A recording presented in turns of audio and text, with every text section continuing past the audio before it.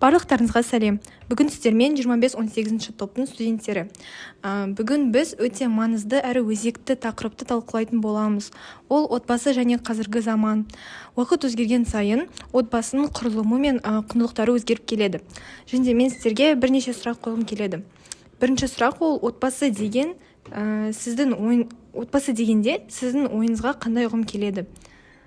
Кім жауап бергісі келеді?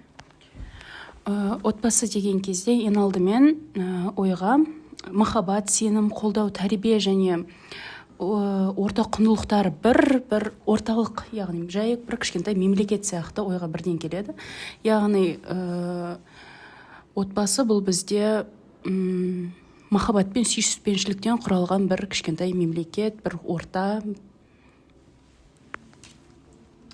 Жақсы, жауабыңызға рахмет. Келесі сұрақ ол қазіргі ата-ана мен бала арасындағы қарым-қатынас қандай? Қазіргі таңда балаларды тәрбиелеп жатқан ата-ана емес, технология. Енді ол дәл осылайына жалғаса беретін болса, ата-ананың балаға деген сүйіспеншілігі, махаббаты азайып кемейтін болса, болашақта ата-ананың балаға, баланың ата-анаға деген сыйластығы кетіп, бұл кезде енді дәл қазіргідей заман болмауы мүмкін. Жақсы. Үшінші сұрақ ол қазіргі қоғам отбасыға қалай өз әсерін тигізуде? Қазіргі қоғамда біз өзіміз енгізген терминдерді мысалға алсақ болады. Осы біз өзіміз енгізіп отқан терминдер, қоғам енгізген терминдер әрбір отбасыға өзінің давлениесін көрсетіп отыр деп айтсақ болады. Өзіміз өз ойымыздан құрастырып алып, өз өмірімізді қиындатып, және де әрбір мемлекеттегі отбасылардың әрбір біреудің өмірін құртып отыр деп айтсақ болады. Сол енгізген давлениені сол терминдерге жатқызсақ болады. Жақсы, рахмет. Қазіргі заманда отбасының басты құндылықтары қандай? Қазіргі қазақ отбасының басты құндылығы тәрбие деп ойлаймын. Тәрбие адамның өз-өзін және де болашаққа жетелейтін басты фактор болып табылады. Және де ұяда не көрсең, ұшқанда соны ілесің деген сөз бекер айтылмаған. Адам бәрін отбасынан не көрсе, содан бәрін ілетін болады.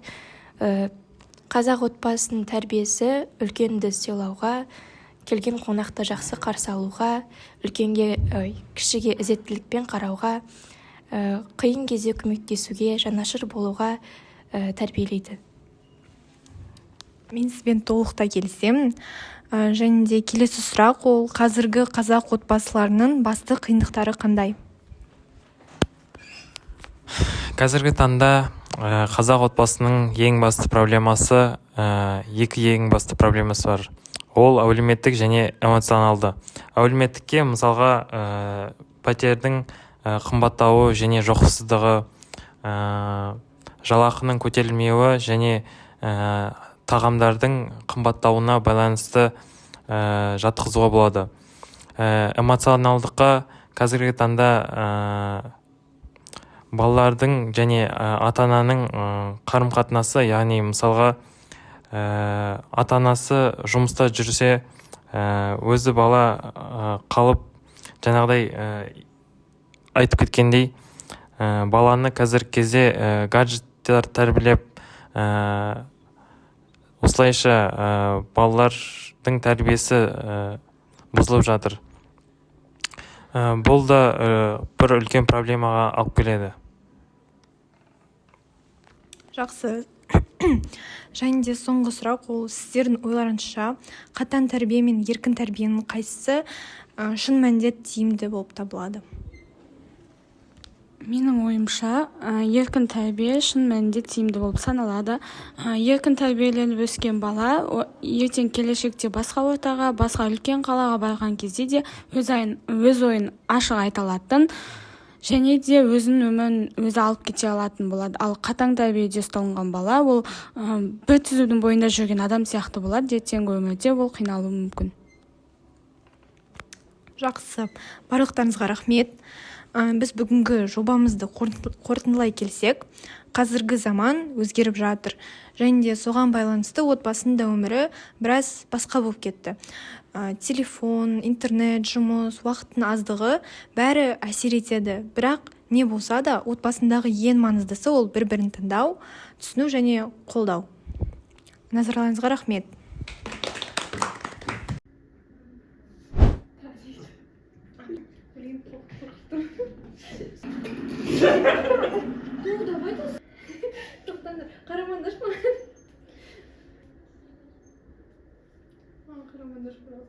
Біржан! Жақсы, жауабыңызға рахмет. Мне уже этот мир абсолютно понятен, и я здесь ищу только одного.